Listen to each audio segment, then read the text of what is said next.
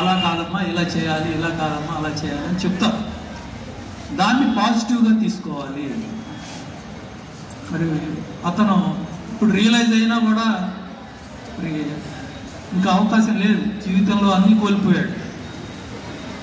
అతను జైల్లో ఉండటమే, జైలు నుంచి బయటకు వచ్చినా కూడా అతనికి జీవితం లేదు. చేసిన చిన్న అంటే మెంటల్ స్ట్రెస్, మెంటల్ హెల్త్ సరిగ్గా లేక చేసిన తప్పది, సైకలాజికల్ డిస్టర్బెన్స్. మరి వాళ్ళ ఆ ఒత్తిడిలో ఏం చేస్తున్నారో వాళ్ళకి తెలియదు. అలాంటి పరిస్థితి ఇవాళ చాలామందికి ఈ మెంటల్ స్ట్రెస్ వల్ల ఏర్పడుతుంది. మన సమాజంలో అలాంటి పరిస్థితి లేదు. మనకి మరి పెద్దలు చెప్పిన ప్రవచనాలు ఏంటంటే తల్లిదండ్రుల్ని గౌరవించాలి, మరి ఉపాధ్యాయుల్ని గౌరవించాలి, వాళ్ళు చెప్పిన విషయాల్ని మరి ఏదైనా మీరు ఈ వయసులో తెలియని వయసులో ఏదైనా తప్పు చేసినా మరి అది ఇలా కాదమ్మా ఇలా చేయాలని చెప్తారు. ఇప్పుడు మీ హెచ్ఎం గారు చెప్పారు, నేను చాలా జాబ్లోకి వచ్చినప్పుడు నేను చాలా మెంటల్గా స్ట్రెస్ ఫీల్ అయ్యా, జాబ్ వదిలేశానన్నా.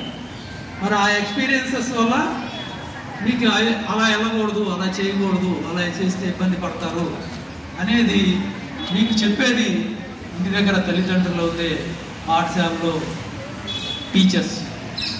ఎవరైతే వాళ్ళని గౌరవిస్తారో వాళ్ళు ఉన్నత స్థానానికి ఎదుగుతారు. ఎవరైతే తల్లిదండ్రులను గౌరవించరో, బడిలో ఉపాధ్యాయులను గౌరవించరో వాళ్ళు సమాజంలో మరి ఉన్నత స్థానానికి ఎదగడం అనేది చాలా కష్టం. నేను ఇప్పుడు చెప్పిన ఎగ్జాంపుల్ రీసెంట్గా బ్యాక్ అట్లాంటి తప్పుడు మార్గంలో వెళ్ళి జీవితాన్ని పాడు చేసుకుంటారు. మరి అలాంటి పరిస్థితి ఎవరికి ఉండకూడదు. మెంటల్ స్ట్రాంగ్నెస్ ఉండదు. మెంటల్ స్ట్రాంగ్నెస్ ఉండాలంటే ఊరికనే మెంటల్ స్ట్రాంగ్నెస్ రాదు. దానికి మరి మీరు ప్రాక్టీస్ చేయాలి. ఈవినింగ్ గేమ్స్ అండ్ స్పోర్ట్స్ ఖచ్చితంగా మీరు పాల్గొంటే మీకు మెంటల్ స్ట్రెస్ అనేది స్టామినా అనేది పెరుగుతుంది. నిరాశ నిస్పృహలుగా ఉంది, నాకు ఈ జీవితం ఎందుకు అనిపిస్తుంది, అలాంటి భావన ఏమన్నా ఉంటే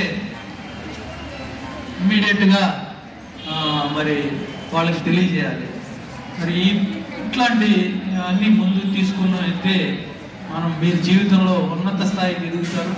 మరి ఉన్నత స్థాయికి ఎదిగే పీరియడ్ అంటే ఇదే అని ఒకసారి తెలియజేసుకుంటూ మరి ఈ మంచి ప్రోగ్రాంకి సమగ్ర శిక్ష ద్వారా పాల్గొనే అవకాశం కల్పించిన అందరికీ హృదయపూర్వక అభినందనలు, ధన్యవాదాలు తెలియజేసుకుంటూ మరి మరొకసారి mental health day, world mental health day, అలాగే ఇంటర్నేషనల్ చైల్డ్ గర్ల్స్ డే తెలియజేసుకుంటూ విరమిస్తున్నాను. Thank you very much.